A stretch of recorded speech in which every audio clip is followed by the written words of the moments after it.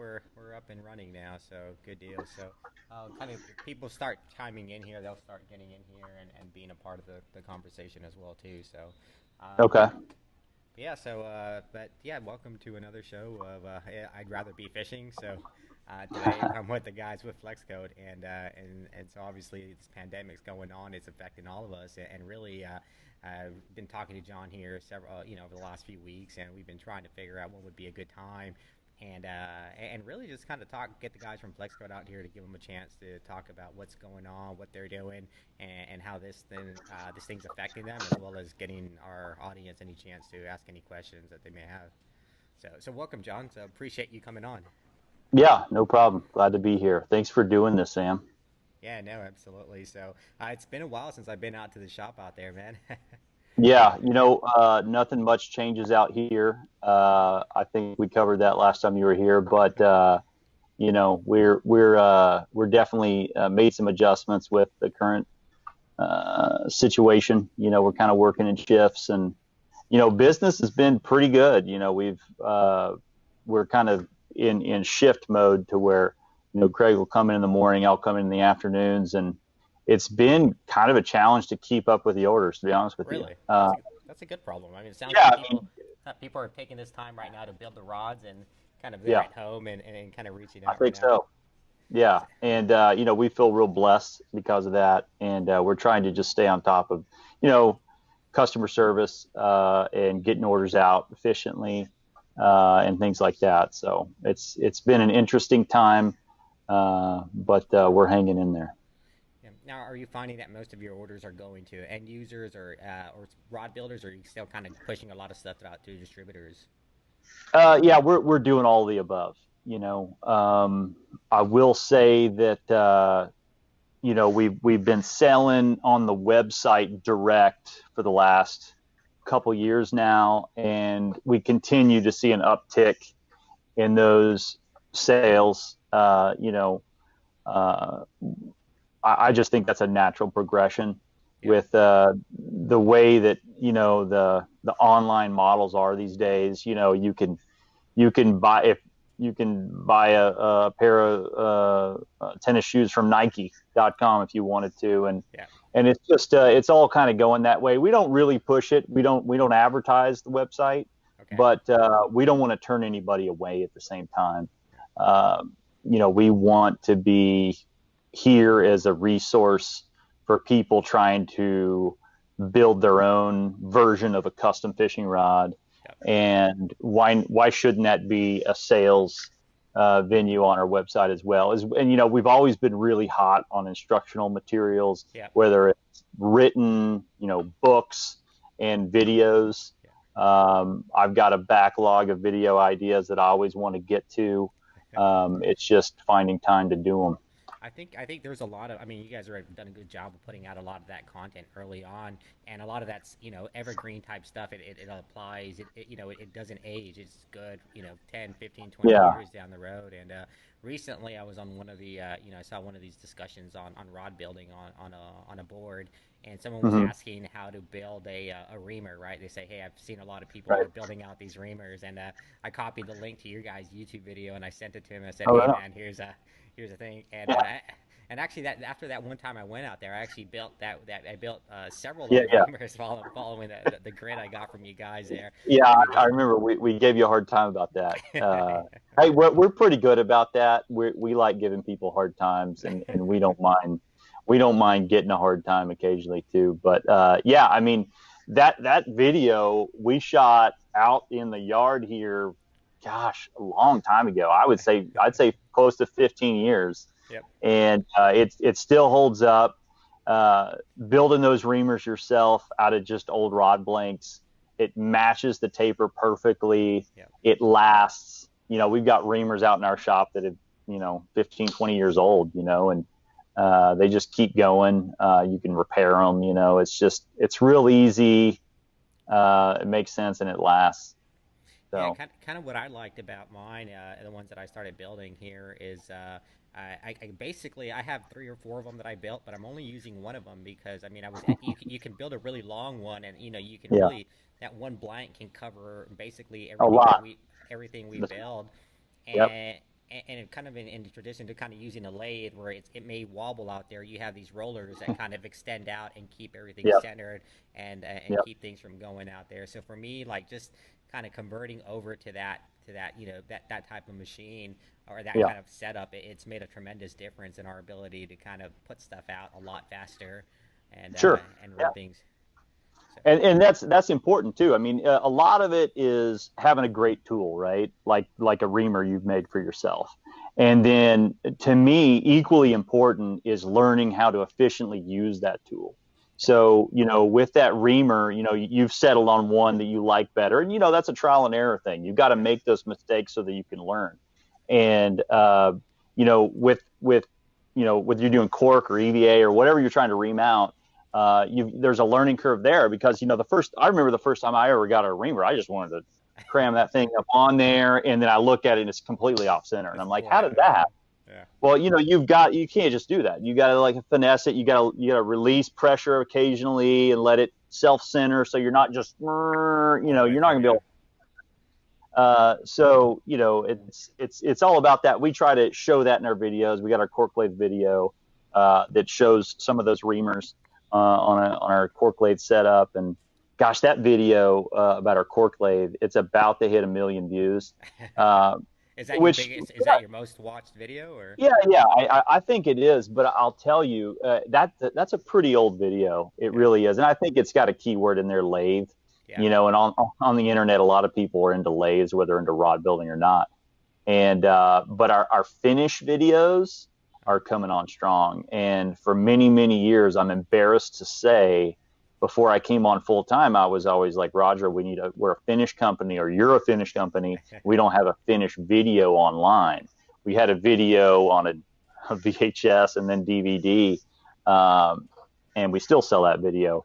But we kind of wanted to go into online stuff, and we didn't get a finished video put out until maybe 5-6 years ago. yeah, And I'll have to say that video, it features our FM 200, which is a hmm 200 RPM right, motor, which is a great way to finish a rod. A lot of people, you tell them 200 RPMs and they can't comprehend it, but it's very efficient. It's very fast. It lets you get it on there and smooth it out really quickly. That video is really taken off, and it's getting far more views per month than the lathe video ever yeah. got, and it's going to surpass it at some point. Yeah, so for me, it was that I still remember the first time I watched that video because prior to that, Yeah. I used to use one of the American Tackle wrappers, and it was kind of Right. the wrapper as well as the dryer, and Mm-hmm. I had an issue with my epoxies kind of like coming wavy and just or not Yep. thicker in areas that Yeah.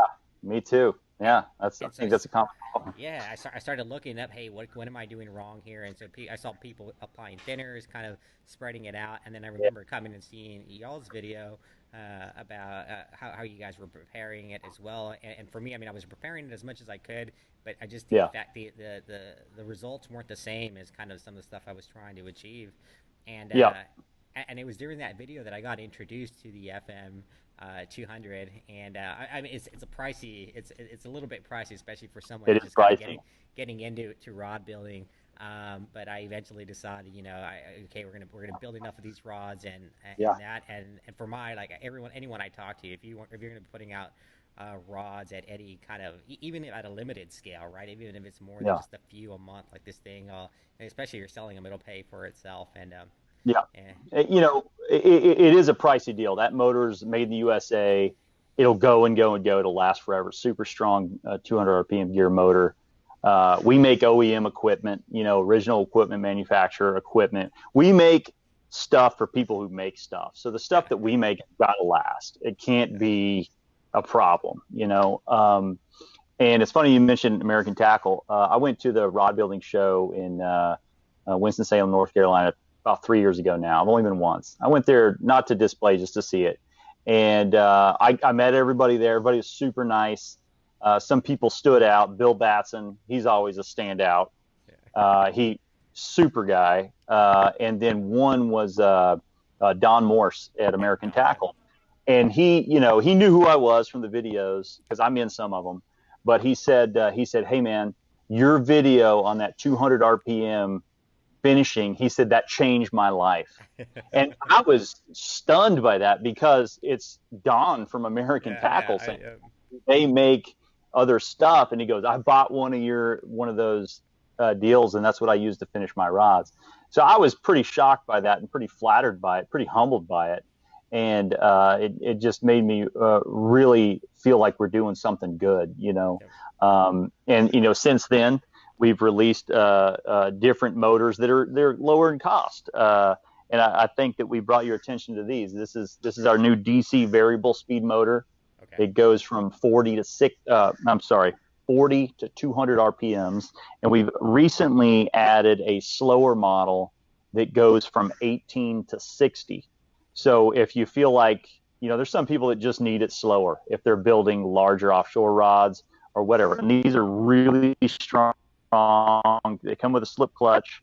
They have a dial to dial in your speed.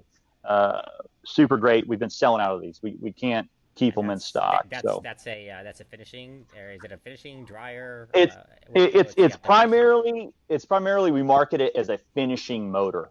Okay. So you know, you mentioned that FM200, and that motor that comes with the FM200 is a $400 motor. It's probably a little more than that, but just this is the language I'm going to use in this video. It's a $400 motor, that motor, and it's a great motor. Made in America, runs forever, but it only does 200 RPMs. Yeah. Comes with a slip clutch. This motor does the 200 RPMs if you select the fast one. Comes with the slip clutch, and this one retails for $180. Yeah. So, you know, I'm not going to say we're retiring the other motor. I'm not going to go that far yet, but I don't know. It just seems like this option is a great option that a lot of people have been attracted to and buying. Could you cure a rod on this? Sure. You can cure a rod at 40 RPMs. Yes, yeah. It definitely could be done. So what's the difference between, obviously, like, you know, people are using 6, 9, 12 RPMs. You know, you start going at 40. How does that affect it? I mean, I guess if you put it on super thick, it could. I mean, I even hesitate to say that it could sling it off, because at that small of a circumference, there's not a lot of. You'd have to be approaching like 200 RPMs for it to start to sling off. Yeah. So I don't really think there's any problems. The only thing that makes me a little nervous, and Roger doesn't like me saying this, is it does have a slip clutch on it. Okay. So if you had that slip clutch set super loose or something happened, it could quit turning. Okay. But we've never heard of that happening. It's just something to be aware of. But you know, we've got our self-adjusting chuck that we developed, and we've never had a rod fall out of this. These are just dummy-proof solutions that are really you know, rugged, OEM quality, built to last. And I'm super proud of it, because this has been my baby. I pushed the DC motors forward. I wasn't smart enough to figure everything out myself. I had some help along the way of some people that shall go unmentioned, but they know who they are. I can't thank them enough, and really proud of that motor. Good deal. And so when you said you started selling this a few months ago, and you're having a hard time. Well, you know? We've probably been selling it for maybe a year now, to be honest with you. Maybe 8 months. I don't know. Yeah. I don't have a clock on it, but you know, it has been successful. You know, we started with just, hey, let's get 25 of them and see what happens. Yeah. Well, you know, those went, and then, you know, we're not advertising them. You know, people see them on your website, or I mean. Yeah, we would do a little pop-up ad on the website. You know, you go to and it's currently on there. If you go to flexcoat.com, wait 5 seconds, it'll be a pop-up ad of that finishing motor. We don't have the slow ones on the website yet. That's very new. We're going to get those added for a slower. If you call our phone number 512-858-7742, you can order one of the slower ones. We'll take those orders over the phone. But same price as this one, $180. I'm sorry. So right now, I mean, people can buy your stuff online. Obviously, they can buy it through distributors as well. But that's correct. You guys don't have a storefront, right? You're primarily working through that, or? A physical storefront? No. I mean, we're out here in Driftwood, Texas. If you want to come out in our shop, we always say call before you come. Okay. Just so we can be ready for you. I mean, we could be. There's no telling what we could be into if you Yeah. don't call. So it's always a good. We don't mind having people over here. You've Yeah. been here, Sam. Yeah. Well, We don't mind it. yeah. Brandon was It asking the question if are people still allowed to purchase at the shop, and so it Yeah, sounds like yeah, yeah, yeah. Give us a call, say, hey, I want to come by, and tell us when you're coming, what you want. If it's a piece of equipment, we like to have that built and ready. Yep.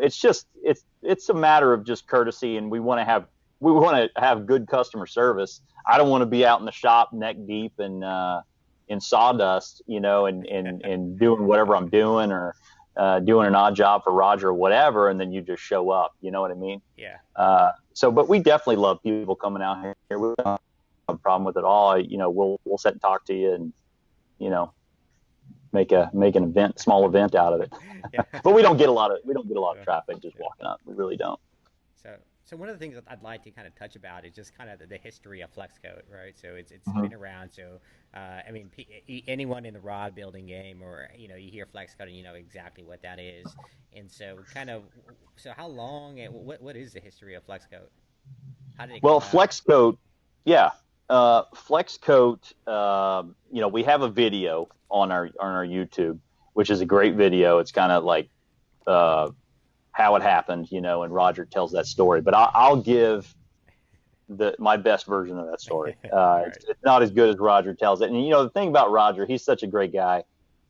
I've heard that story dozens and dozens of times, and every single time it's a little bit different. I'm not saying that it's embellished or whatever. It's just different. You know how it is. Yeah. And he's a great storyteller. But basically, in the '70s, he was into rod building, and just making mistakes as fast as he could. Figuring it out. Definitely knew that there was a problem. Wasn't a good epoxy. Nobody was using epoxy, this and that. He I don't know how he got the idea. Maybe someone said, hey, you ever think about epoxy? Stumbled on to, somebody that had a formula that might work, and he ordered 100 gallons of it. That was the minimum order, 100 gallons.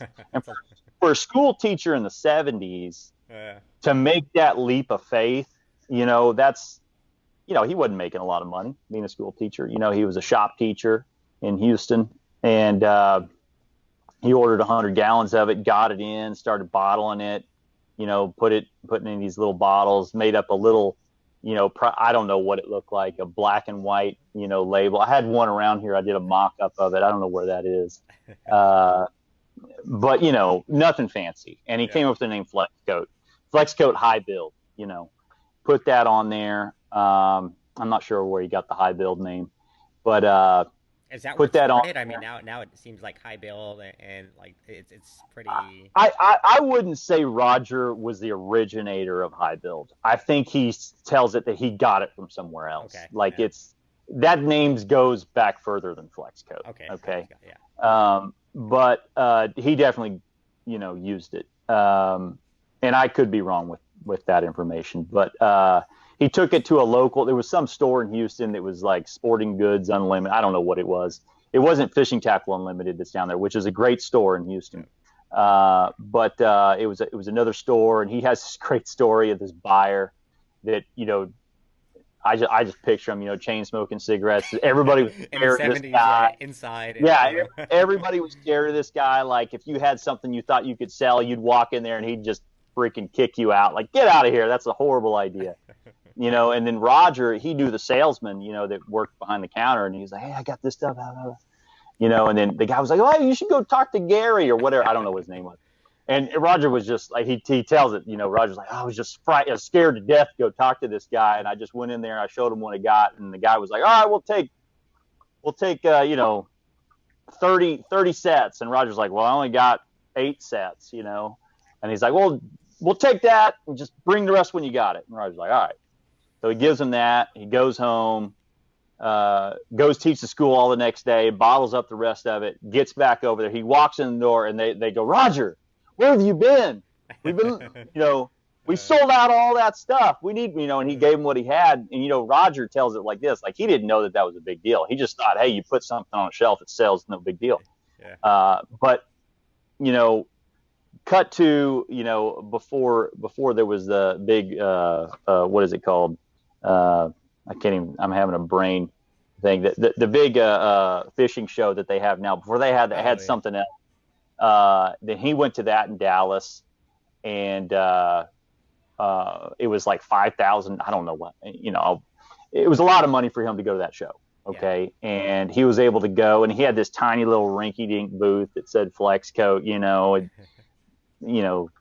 I had a couple bottles sitting out on a table. You had to rent a table. It was like $500 to rent a table, Right. Yeah. and so he set up his booth, and he's right next to like Fuji and all these huge, pin reels, huge, nice booths. Well, he gets there. You set up your booth the day before. You get there the next morning, and people were already coming in, and there's a line going out the door, lining up for his booth. Really? Wow. And the way that he tells it is, he says, the world was looking for finish, and I had it.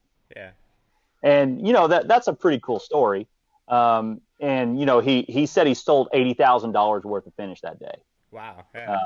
at that show. And soon after that, I think he kept teaching school for a few more years, and then quit that, started doing flex coat full time, added all the equipment over time, different formulas, figured out awesome brushes. One of our latest videos is on brushes. I don't know if you've seen that video, I Sam. have it, and so I actually brushes is something I need to improve my game on. I just kind of go through Hey, disposable brushes and hey, you and me both, brother. Okay, so we got Roger has been, Roger's funny. He has all this knowledge. He's really smart. He really is, and he has all this stuff in his head. But sometimes I don't know if it's him or me, but sometimes I don't get it, or he's not too good at communicating it. You know what I mean? yeah, It's probably both of us. a little bit of both. And Yeah. he's been telling me about this technique on this wave of finish on, and how he spins the our brushes, our disposable brushes. Well, finally one day he tried to show me a few times. I never really got it, and then finally he put a piece of tape on there so you can see the rotation of the brush, and I got it. And I was like, we need to shoot a video on this right now. So we sat down, we shot a video. It's on YouTube. Pardon me. It's called Flex Coat Catch the Wave. We brag on our disposable brushes, because our brushes, just because they're disposable doesn't mean they're cheap, Yeah. meaning pieces of crap. They're way better. He found a company that could make them with a fine bristle, cut short, that's round. It's a round, densely packed bristle cluster that kind of works like a squeegee. And his technique of kind of doing a backspin as you're moving that finish, that drip that develops on the bottom end of your brush, you spin it up into the direction you're going, so you just have this wave of finish that's just moving in that direction. And you can tone that down, you can dial it in, right? Yeah. Where when you need more, you spin it more, and when you need less, you can even spin it the other way and get right up to your cork without having it wash up on your cork and make a A mess. Yeah. messy, Yeah. whatever. So I was blown away. We shot the video. It's up now. I'm really excited about that video. I think it's a technique that I think a lot of people could learn from. Yeah. No, definitely. I mean, there's definitely a lot of knowledge out there, and so that's one of the things that I recognized when I was there. And it was both from you, or from all of you, Craig and Roger. I mean, I learned something from each of you there. I went to go pick up some stuff, and I showed up with the camera and so, hey, let's talk a little bit and kind of shoot some stuff here. Yeah. And in that process while we were just kind of messing around and you guys teaching me things, there's a lot of things that I learned during that day that I've since incorporated into our processes Yeah. and what we do. Yeah. If you catch Roger on the right day, he will just unload on you to where you don't really grasp all of it, and you're like driving away going, what just happened? And it's absorbing as you're driving down the driveway. Yeah. Yeah, he's real excited. He's a great teacher. That's just who he is. And so he started it. So he's still around, and then it's you Yeah. and Craig, huh? That are still they're Yeah. So Craig's been here for a long time. He's Craig's our manager, shipping manager. He gets the orders out. He's really good at that. Nothing annoys Craig more than an order sitting on a table not filled. You know okay. what I mean? Yeah. He likes to get it out the door. And if we need something built, he lets me know. I do a lot of things. I wear a lot of hats. Craig does too. He keeps stuff in inventory, but I build the stuff. I manufacture it. It's all done right here. We don't order a lot of stuff out to definitely not China or anything. It's all America. As much as we can. There are some things you just can't get in America anymore. Yeah. It's just not profitable. So we have to go for certain things. But we do it all here. I shoot videos. I've been with the company full time since about 2011. And before that, I go back to about 2001 when we shot the first rod building video, which we first released on VHS, if you believe that. And then did I think we still have a case of VHS tapes up there Somewhere that archived. I don't know what we're going to do with that. But I was a film major in college. I went to the University of Texas, and I did a career in the film industry for about 12 years. Working on TV shows, commercials, and stuff. And right after I graduated from college, I came out here and started messing around with Waterloo Rods, which was Ryan, his son's company. I wrapped rods for Ryan for about 3 months, and then Roger came over there and said, "Hey, you're a film major. I've been trying to shoot a video for 20 years. Let's go." So I was, uprooted from Waterloo, came over here, started working with Roger, and we shot that video that summer, and edited, got it going. It's, you can still buy that video on our website, and ever since then, it's just been dropping in occasionally whenever I was not working on a movie or a TV show or whatever. Roger would call me up and say, "When you got free time, come out here, let's shoot a video." And we would just collaborate, Yeah. and I learned a lot about rod building, a lot about flex coat and the business just from being out here during those times. Yeah, absolutely. I get And, it. and shooting all those videos. And like you said, I would agree with you. I think a lot of them are timeless, even though they're, 15 something years old. But that's kind of my history in the company. Like I said, Craig's been out here. Gosh, I don't know the exact number, but 20, 25 plus years. I don't know. Craig has. I've been out here full time since about 2011. So we're going on 9, 10 years for me, which seems crazy. It goes by fast, sure. It does. It does.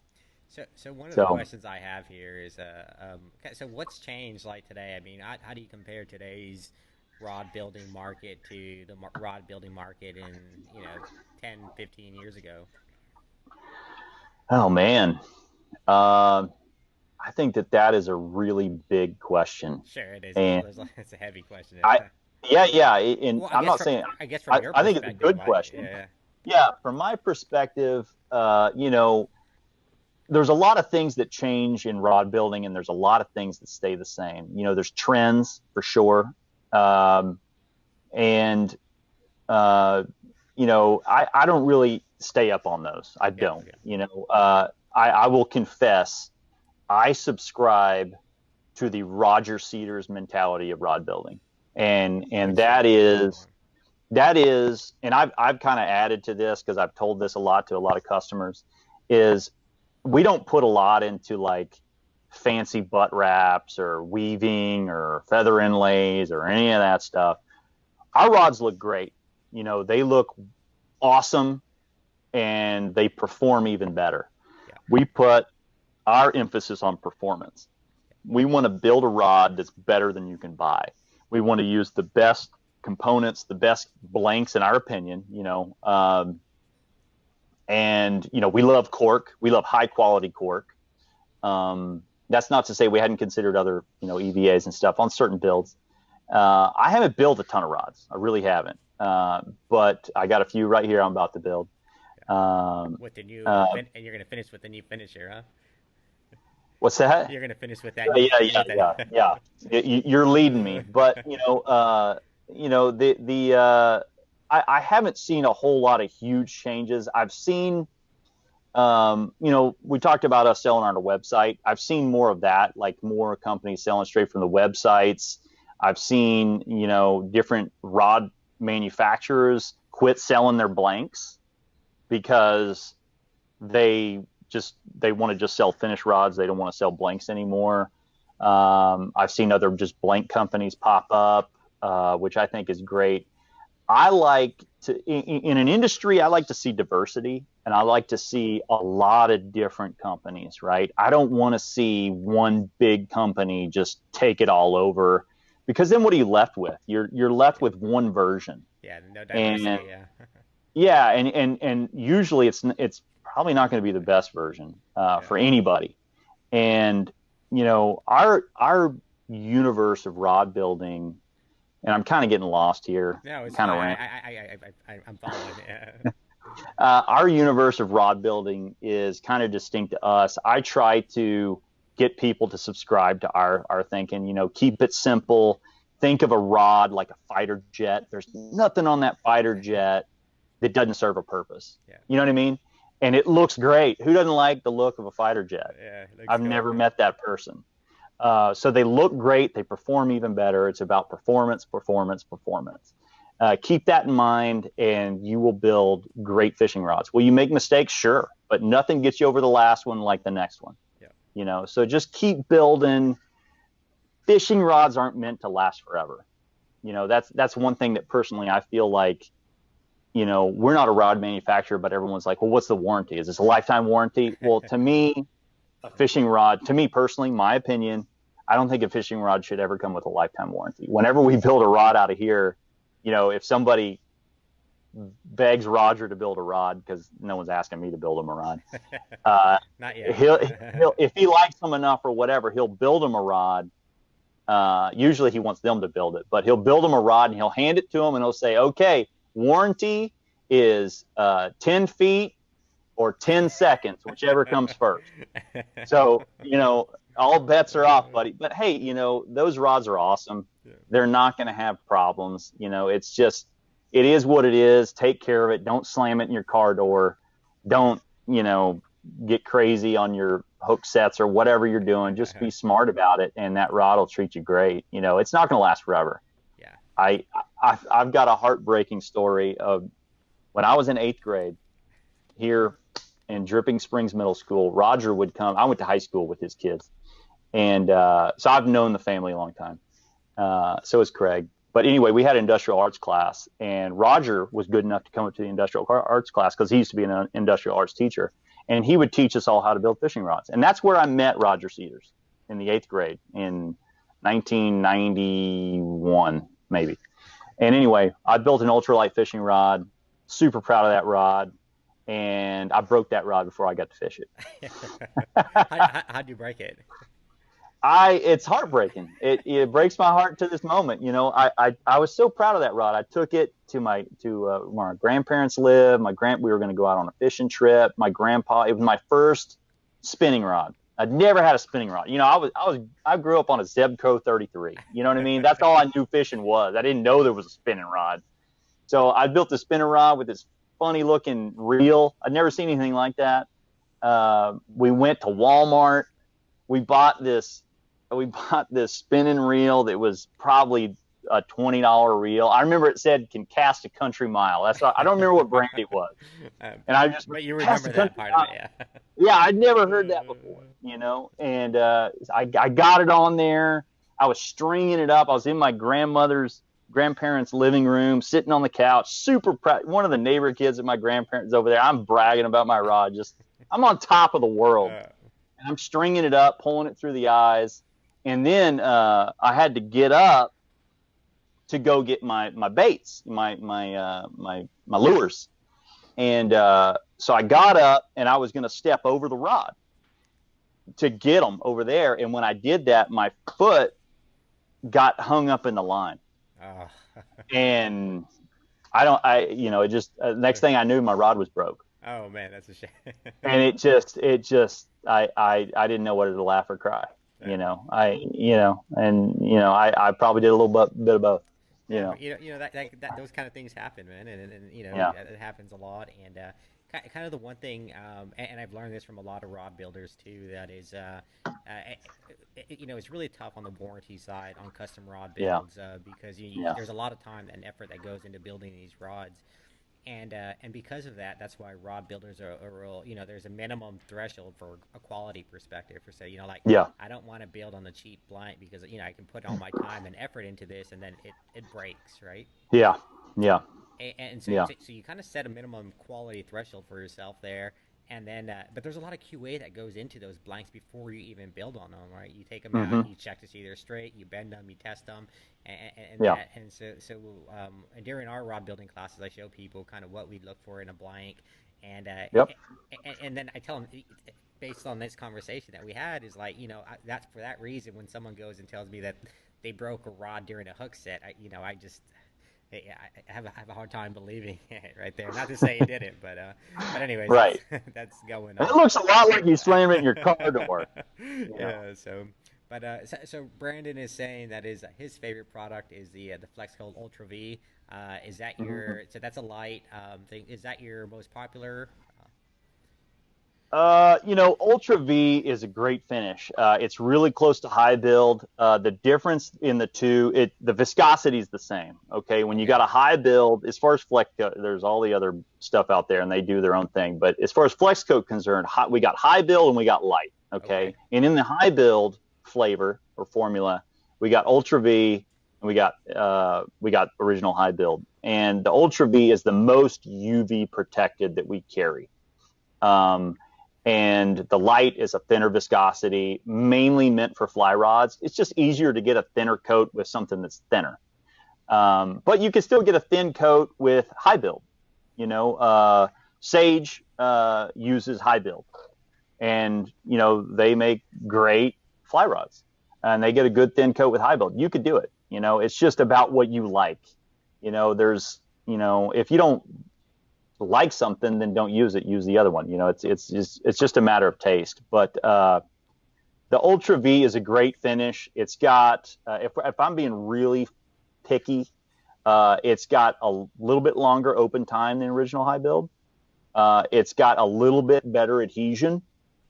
So that a few years back, probably more than a few years, there was some matte finish blanks that were out, and there was some people saying that it wasn't sticking as good. Well, the Ultra V sticks better to those, but that problem kind of went away. So it's got better adhesion, it's got better open time, it's got a little bit more UV protection. It's a really good finish, but if I handed both of them to you in unmarked bottles, you probably wouldn't know the difference. Okay. And I'm just being honest with you, but there are some differences. So what do you get from that UV protection that you wouldn't get in just say the high build?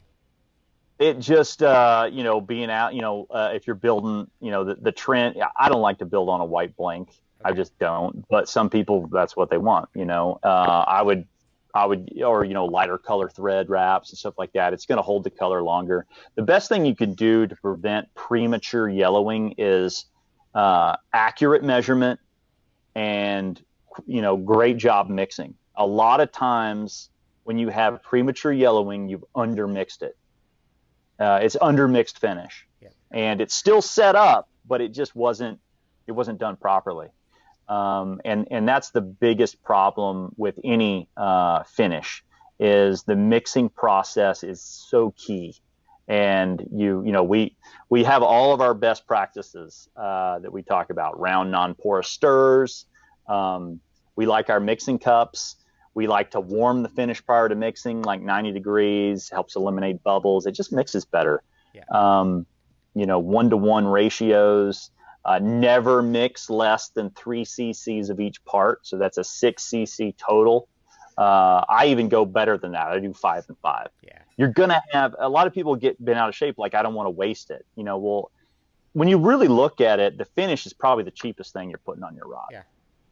I mean, because it just goes on so thin, you're going to waste some. And do you want to risk the last, icing on the cake to have a problem with your rod because you don't want to waste a few pennies and finish? I don't think so. I think that, think about that logic a little bit.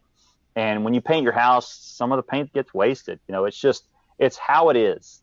Hmm. So, and then another thing on top of that is never buy finish that you can't use in a year. Okay. I think that's another best practice. Will it last longer than a year? Yes, it will. It will last for years and years and years and still set up. The part B can yellow in the jug and from heat and just time, and then the part A can crystallize. You can melt the crystals in the part A, but there's nothing you can do about the color. Yeah. So obviously, I mean, you just dropped a whole lot of knowledge out here. Seeing like there's Yeah, probably like 50 different questions across different Facebook boards that kind of ask a lot of the questions you asked here. About heating it, about mixing it yeah, correctly, and all this is stuff that you fanning guys, it. yeah, Yeah, all this is stuff that you have on YouTube videos out there on your channel, and just kind of and on going the through all the website. Yeah, and on the website. Good deal. So. So yeah. what's next? I mean, so you guys are right now keeping up with the pandemic, and you said most of that Yeah. stuff you're seeing a lot of sales still come in, mostly a lot more through the internet, more so than before. I think that the internet is ramping, and I don't know if that's because of the pandemic or what it might be. We still have our distributors and dealers. It's been good. We're working less hours individually, so it's kind of a challenge for us to stay on top of it. But I think we're cresting the hill. We're kind of getting dialed in to the working schedules, and I think we're figuring it out. I was talking to one of our guys who assembles stuff today, and he wants to know if he's got some stuff to do tomorrow. So I've got to get to work tomorrow for him, so he can come in he likes to come in the evenings a lot. So I got to get to work to have some material for him to put together. So it's about figuring it out and staying on top of it and evolving. And we don't want to quit working. We're lucky that we can do what we do. I live 7 minutes from the shop here. It's nothing for me to get over here and knock some work out. Roger's pretty laid back. He stays on top of us. He doesn't let us slack off, which is good. I definitely respect that. He doesn't, that's his job, and he does it really well. And we're just real fortunate to be in the situation we're in. We know that there's a lot of other businesses, not necessarily in our industry, that are hurting, and I don't like to see that or hear about that. But I hope that it's going to be lifted soon, and there's going to be a big bounce back, and we can all go back to work and get on with our lives. But at the same time, I was listening to the radio the other day, and someone was saying, not to take away from the deaths and all the tragedy, because that is tragic, but Hmm. it is a good time. Like, I've got 4 kids at home. I've spent more time with my kids in the last month than I've spent in a long time, and it's been really stressful, I will admit. But it's been great. I Uh-huh. mean, I've been playing the guitar with my son, and playing with my girls, and it's been a nice break for me personally to just kind of take inventory of what we're doing, and we're trying to use this time personally in my family to come out better than we went in, Absolutely. and to try to eliminate some of the noise that we had, and it's been really great. My kids are playing together better. Is it perfect? No, but we're trying to see the silver lining. Absolutely. I mean, that's all we can do, right? Is just Yeah, is to do that and take the proper precautions to kind that's of help right. us get through Personal this. responsibility. Yeah, get through this. So you spend a lot of time in the shop there. I mean, do you spend a lot of time out on the water? How often do I you get to? unfortunately, gosh, that is just a tragedy. I do have young kids, and I haven't been able to go out on the water. We were planning a vacation to the Texas coast here before all this went down, and I'm so glad I didn't book anything. We were so close because part of that was going to be fishing, but we don't really get to go fishing that much just because of everything going on and kids being so young. But I'm looking forward to it. Like I said, I got some rods here I want to build for some surf fishing. I'm really into surf fishing. I've been into kayak fishing in my past. That's been put on hold until my kids get old enough. Yep. Still got the boats. You know, we're gonna get those boats wet in the next coming years, hopefully. And one of my favorite rivers, San Marcos River here in Central Texas, is just, I mean, I just love that river. You know, just go down some rapids and hit those honey holes, and you know, it's just a catch and release kind of day for me. But you know, be off the water by noon, and yeah, I miss those days. But hopefully, we'll get back out and enjoy that in the coming years. Yeah, absolutely. Well, I know you guys have a lot of orders to fulfill and get out here, so I said Yeah, I'd hold my part here to get to 45 minutes, but yeah. what do What are we at? oh, I guess we are. You know, I wanted you were leading me earlier about this new motor we got. yeah, yeah, So absolutely. maybe we'll end on this if Yeah, that's no, okay. absolutely. Perfect.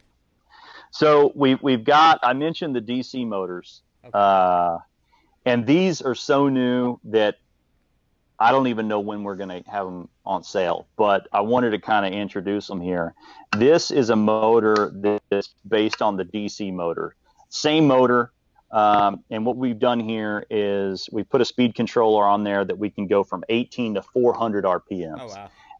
We've got the slip clutch, and basically what we're doing here is this is a finishing motor and wrapping motor in one. Could you cure on this? Sure, you Yeah. could do that. So basically we've got a reverse switch. We can reverse the polarity. We can go on to where it's just on turning. And then there's the off. And then there is going to the foot control for when you're wrapping. And Nice. all of these speeds are dictated by the speed control. So you could dial in your top speed whether you're just all on or on the foot control. You want to be faster for wrapping and maybe around 200 or slower for finishing. Comes with the slip clutch. I think that this motor right here is going to do very well. And I'm not shy enough to say that I think I even converted Roger on this one. You think so? So Has he spent much time messing around with that, or? he's spent a little time on it. You know, we're gonna try to get him more time on it. I always like to hear, you know, what the criticisms are, if any, and try to make them. But this is so new, we don't even have it up yet. We don't even have the parts in fully to make a production run of them. I believe the pricing is going to be on par with our wrapping motor complete, which is $275. Okay. Retail, which I think for the money, you're getting a slip clutch, you're getting wrapping, finishing in one. So would that be an option in terms of when you choose, you know, if you choose the entire station or the Sure. doors? Yeah. We have one back here. It's probably pretty far back there, but that's going to be it. That's going to be, it's going to have the slot board on it with our wheels, our spring-loaded wheel assemblies. It's going to come with a steady rest for finishing, so you can rest your hand on the steady rest, and it's going to come with a control board for wrapping. Wow. It's all going to be included on there. Pricing on that is TBD at this point, but you know, this motor is significantly less price wise and does a lot more than what we've standardly had. You know, our wrapping motor, which is back there on top, that was a direct drive motor. You have that motor, Sam. Yeah, I do. Great motor. You know, there's a lot of advantages to that. Wow, we got a phone call. But I'll just let that ring. And there's a lot of advantages to that. It does work great. But I think the advantages to this one exceed that in many ways. Not to say that that's not good. I think the biggest thing that I've heard from rod builders is space. They don't have enough space for two units. Right. So this combines two activities into one. You know, I'm not going to go far as to say that this is a lathe, because I don't like the idea of turning cork in a clean room. Yeah. I think that's dirty, Yeah, I think our cork lathe is best for that. You get the cork lathe out on a picnic table in your yard and just let Yeah. the dust fly, and then you can break that thing down, put it in a box, and put away or whatever. If space is the issue, who doesn't have an outdoor space. Yeah, yeah, no, absolutely. I mean, so yeah, right now at our shop we've got both of them. We've got the power wrapper, and then we've got the dryer or the finisher right next to it, and above them we've got our. So definitely, I could see where this would save a lot of space out there in Yeah. terms of the length that you need out there. Now with that motor, I mean, it's coming up to it'll. I mean, it can be you can retrofit or replace your existing motors. What's the vertical alignment on that? We have three different heights on all of our systems. And, it's easy for me to come in after all the stuff that's been developed by Roger and kind of criticize it. And I don't mean to do that. I don't mean to do that. I mean, the FlexCode equipment's been great for years and years and years, decades. But to me, coming in, I'm kind of the new guy, even though I've been here 10 years. And I come in and I ask a lot of stupid questions, like, why do we have three different heights on stuff, And so I've really fought hard to say that you can see these are on the same height. Right. I'm going with our medium height across Okay. the board. And that's about a 5.5 inch clearance from the top of this support up to here. And, could this be retrofitted onto other, competitors' systems? Sure. I mean, I don't see why it couldn't. I think a lot of competitors' systems have their wheels or their supports have adjustments. Right. They could be adjusted to that. This could be adjusted to match up what they have. So, we're all custom rod builders. We're all pretty handy. I think this thing could easily go on anything out there, Okay. whatever flavor you have or you're into. I think that this motor, I don't think there's anything out there currently like either one of these motors. Good deal. And that's an exciting thing, but I'm not dumb enough to think that there's not going to soon be some competition out there. Yeah. But I will tell you, these are made in the USA. You're looking at the guy who puts them together. I don't know what else to say about that. We're kind of a one, we're a multiple man band, but we wear a lot of hats here at FlexCode. We do business worldwide, and we're all about customer service. We're not a big corporation. We do it all ourselves, and we're pretty proud about that. And I don't think a lot of people know that.